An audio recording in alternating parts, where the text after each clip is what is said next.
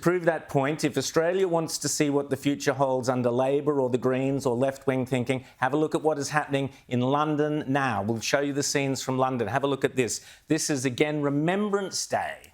You know, more important in Britain than Anzac Day is to us. This is Remembrance Day. This guy here was trying to sell some poppies. The police pushed him away. They pushed him away because he was being intimidated by Muslim activists, by pro-Palestinian activists. So the police turned the guy selling the poppies away, and his wife was in tears. They came along to do what they've done every year to commemorate Armistice, the death.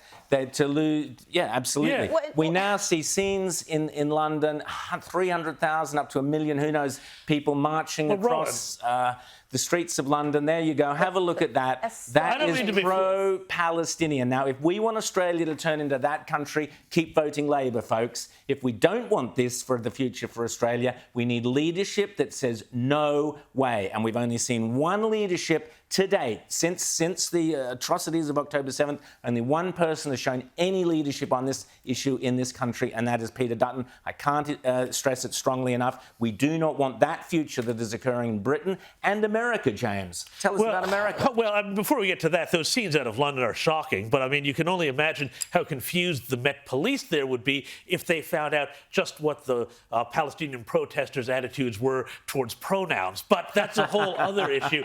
In America, we're also seeing the same thing. We've seen massive demonstrations. We've seen vandalism. We've seen a huge march. That's in New York City. That's my hometown. I grew up just blocks away from there. And again, my point, this is not about anti-Semitism, but it's also about anti-westernism. This is about anti-Americanism. And this is the element that we now have in our cities that is emboldened by weak police responses. Also in Delaware, that's a march going towards Joe Biden's house, his beach house, where he seems to spend all of his time. Now, the thing is, though, this now, weirdly, could play well for Joe because he could say, oh, well, I'm being attacked by all these loonies to my left. But this just goes to show what they're dealing with in the United States. It's been brewing for a long time. It's been brewing on university campuses. It's been brewing through migration policies that have been largely failed and over-optimistic.